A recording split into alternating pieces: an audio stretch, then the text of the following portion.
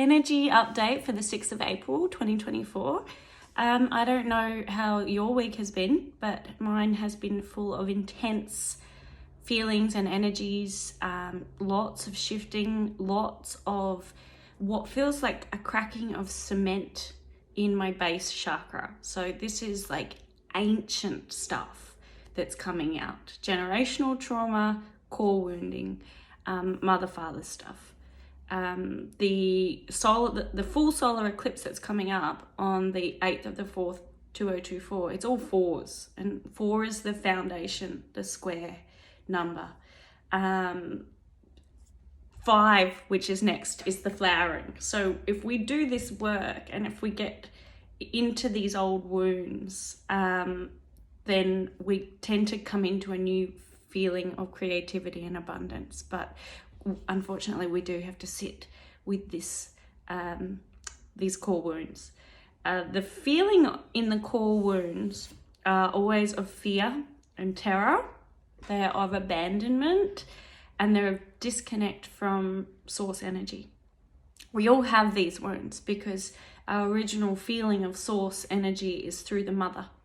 Yeah, whether you were well parented or not, the reality is without then going inward after we naturally disconnect from the mother and reconnect to our own source energy and reparent our own vulnerability, we will always continue this sort of cycle of separation. Or what I do notice at the moment is this cycle of parental blame. Yeah.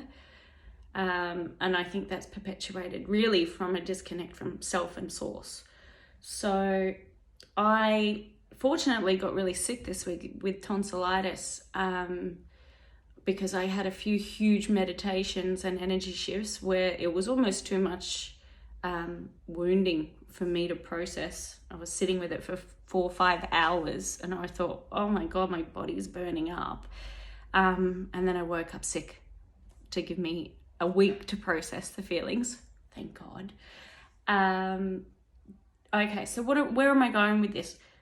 Core wounding, uncomfortable. Also means you're going to change as a person if you do go into these feelings and start to change into a more conscious version of yourself. It means you'll become less codependent, if not codependent at all, because you'll start to realize your own sense of self, your own sense of power, your own sense of integrity. Knowing those senses will naturally change your desires, your achievements, your successes. Okay, but the core thing has to change for those things to be substantial. What happens when we have a core wound of disconnect? We create coping strategies, coping mechanisms.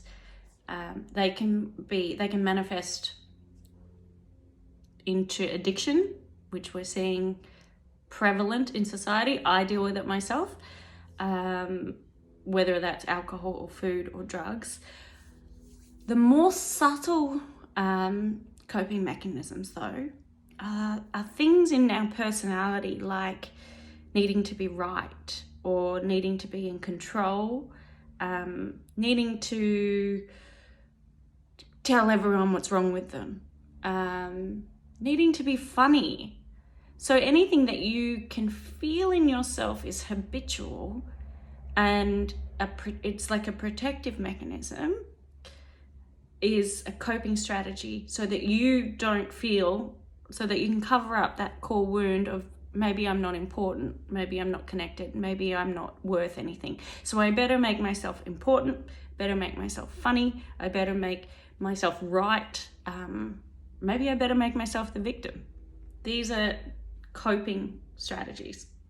And I've done all of them. I've processed them through my own meditations and healings and therapies to go, I don't even mean to crack that joke. I'm just doing it because I feel insecure. So what is insecurity means we're not feeling secure in our connection with source and self. So what can we do in the next few days to support the healing of our base chakra and our sense of self. Number one, I think, is desire change. Yeah, I think that's the biggest one. Even if you don't meditate, if you really say to yourself and to God or the universe, I've had enough of this old sense of self. I'm tired of my habits, my bad habits. I'm tired of my own bullshit. I'm tired of feeling scared or angry or disconnected. That in itself is the biggest surrender. Yeah, all the other techniques are great, cool, speed up the process. But just the humility of going, I don't fucking have a clue and I want to change. And then you can kind of just go, and I don't know how to, but the desire is there. Then naturally the universe goes, okay, well, we'll just help you out. But you have to relax. And that's what surrender is. I think that's why people like AA, because it's this surrendering to a higher source. But you need humility to do that. You need to go, I don't know the answers and I want to change. And your coping mechanisms or coping strategies, whether it's being funny or being right or alcohol or heroin, or, they're all just strategies. They can be addictions as well, but they're not really. You don't need to use the word addiction because it entices too much shame. You were terrified, you were disconnected, probably as a child, 100% as a child, and you intelligently created these coping strategies to make you feel valid and seen and worthwhile. So, good on us for being so freaking intelligent.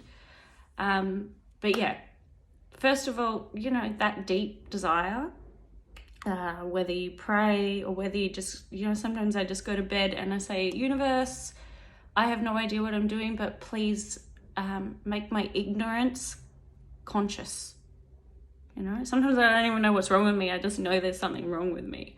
And then usually within a day or two, I've had another revelation. Or maybe it's even been in my dreams that I've had that revelation. And I go, oh, that's where that came from. And that's why I think like that.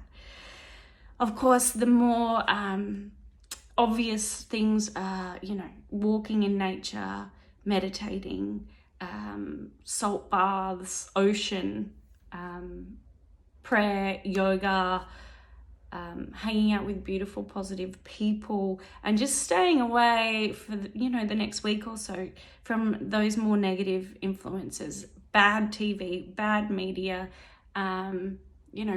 bars and things like that where alcohol and drugs are involved, everything in moderation. But this is a pretty sensitive portal, and you want to be conscious of the change so that the change within you is permanent.